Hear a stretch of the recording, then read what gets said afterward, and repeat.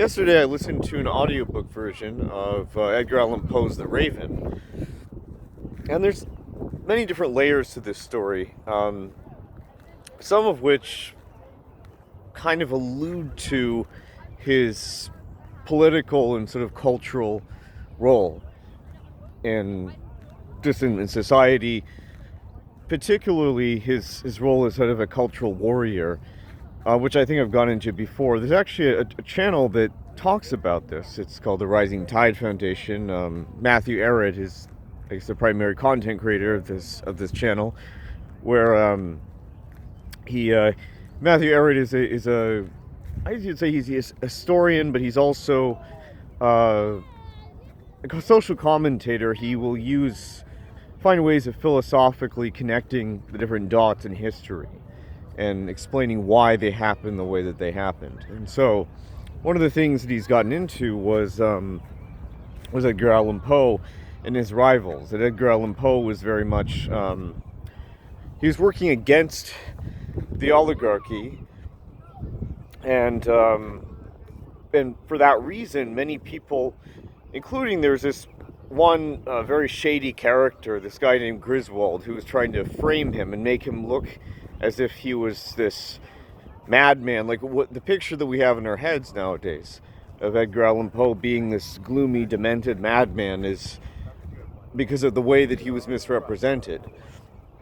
And Griswold was painting him as this alcoholic, sort of irresponsible guy who didn't get through school or didn't do well in school, and that's unfortunately the outcome of that is that most of Edgar Allan Poe's brighter side is left out, and we're not really familiar with it. We don't see his more serious, more political role in working against this kind of corruption and sort of power hungry kind of system. And you see some of his principles, Edgar Allan Poe's principles, of which I remember Matthew Arrett talked about, the belief in the sublime, the belief that, I guess you could call it, but I've talked about it before, the numinous. You can see many of those principles within the audiobook, or within Edgar Allan Poe's story, The Raven. And there's also another layer of Gothic surrealism. But I'll get into the story of the poem first. I'm sure many of you are already familiar, but the protagonist is visited by, I guess you could call it an apparition. You don't really know what it is. All you know is that it takes the form of a raven. But there's something that is strangely human about this animal. Suddenly, the protagonist, having lost his wife recently, I don't think it explains how she died, but Lenore is the name of his wife. He's grieving, he's distraught, and somehow he feels that he can open up to this bird, this animal, who has these sort of human-like traits, and he's able to speak, and so the protagonist keeps asking the bird all of these questions about will I ever get over this guilt that I feel about sitting in Lenore's chair after she's died and just lounging around here and having lost somebody so important in my life, and to which the bird replies, nevermore. And nevermore is his of course the very famous catchphrase. It's the one, well, I should say really the one word that the bird seems to, I guess, only be capable of uttering, or wants to utter. It's this very mysterious sort of figure. And eventually the story of the poem gets very powerful when the protagonist asks the bird, well, will I get to hold Lenore in heaven? To which the bird replies, nevermore. And he asks the bird, will you leave me in peace? And the bird says, nevermore. And the bird, at the very end, after he asks this question, just sits perched there. And this leaves what I guess the protagonist described as this sort of shadow of despair in his soul. And that's where it ends. So I think that sort of that cosmic battle you see, or that cosmic sort of rift you've seen between the higher powers, that you think of as heaven, and then something that is more mysterious and perhaps more diabolical. You're not really even sure what it's exactly this figure, the Raven, is. It's sort of morally very ambiguous. He seems to, and it's a very it's an interesting literary trope here that you commonly see in movies or whatever, where this a total stranger acts as an intermediary or a representative of the next world, a sort of an intermediary between this world and the next. And that's a trope that I've always been fascinated with. But I think you can also see Edgar Allan Poe's principles regarding beauty, a higher truth, a higher power, encoded in this kind of story. So there's a layer of madness that's like the mortal human perspective, and then there's another layer of sort of a more splendid kind of or a sense of splendor, a sense of wonder, mystery, that when you combine those two, it's sort of that's what creates that sort of gothic surrealism.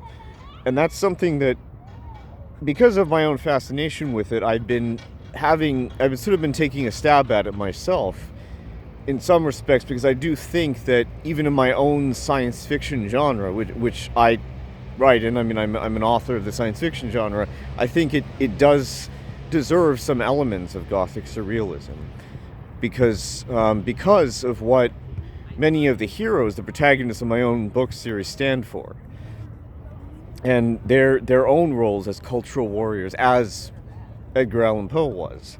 And so, as an example, in my book series, it's about this demented, evil, debauched sort of aristocracy that carries its legacy from the 12th century all the way into year 2400, in this futuristic society in which there's this group of intellectuals who are basically the kind of political predecessors, I guess you could say, of this nobility. And the group of intellectuals are called Group of the Lions, which eventually are massacred by the hero, Dmitry Sokolov, who was a cultural warrior himself. He's a poet, a painter, a mystical poet and a painter. He is sort of following, Dmitry, the hero, is following in the footsteps of a hero that lived during, I forgot to mention, John Roe's time. John Roe is the primary antagonist because he's the one who got all of this started in the 12th century. He is the wicked nobleman who sort of brought a lot of these traitors onto his side, turned people into traitors. And Edmund was a composer who was also a political rival against him. So here you're seeing a lot of parallels here between that and Edgar Allan Poe's life. And I think also one scene that I've been working on recently, that is in the second volume of my book, which I'm still working on, that incorporates this sort of Gothic surrealism the most, and is a scene in where there's a character named Tom, or not Tom, but it's Peter. He's a duke. It's in an opera called The Duke of Devonshire, which is an opera that is written by the composer, the hero, Edmund, which he's not particularly proud of, but this one scene in particular is a dream sequence, which he is proud of. It's very haunting, in which this the young boy, he's 14, he's a duke, Peter, is lying in bed, and he's visited by this strange woman in the dream, who he describes as having a glassy smile and a kind of ghostly quality about her. And you think it's going to be something very climactic, terrifying, but she then just becomes very sort of flirtatious and playful with him. And then their fun is interrupted by this strange chorus that they hear outside. And they go and they look outside and they see these choir boys feasting They're on the long table that's in the garden outside, as if the whole garden has turned into a paradise made specifically for these what look like these nomadic travelers. Who the choir boys basically look haggard. They look like wounded, like they've been like traveling for days, and I've been asked the stranger, the woman, like who are they, and she doesn't know, and they go down to visit them, and they're stopped by the ghost of the king, who had passed away recently, and tells Peter that paradise is forbidden to those with unfinished business. At that moment, the woman disappears, the choir boys disappear, and he wakes up in this cold sweat. So it went from a very pleasant dream to a nightmare very quickly. But I guess my point of bringing this up is that this was my attempt to incorporate the Gothic surrealism into the more political, social themes in the novel. And I think for me, subtlety and symbolism is something I really envy in Edgar Allan Poe. And I learned a lot of this from reading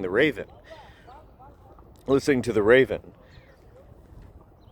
because that's what taught me how to go forward with this, and because I think that one dream sequence I was working on was killing me. It was just really frustrating for many months. I just felt like I could not get it right, because I think it was the emotional complexity that I was struggling with, and the part in particular where the woman visits him and she's sort of flirtatious and playful, is that it's like the problem is if the reader does not pick up on the darker, more erotic undertones, it could very easily seem like a very childish scene. It could seem badly written. The entire sequence is anchored in the subtext. So I'm learning about how to sort of, I think, communicate things indirectly, but not be too cryptic, right? Just have like the right level of mystery, which I think that Edgar Allan Poe is really the master of. And that's kind of what encapsulates what Gothic surrealism is. And I'm curious to learn more, really, because I think that this is relevant to how many of these characters in my own book series will go forward as cultural warriors that end up taking down this entire system that got all of these problems started.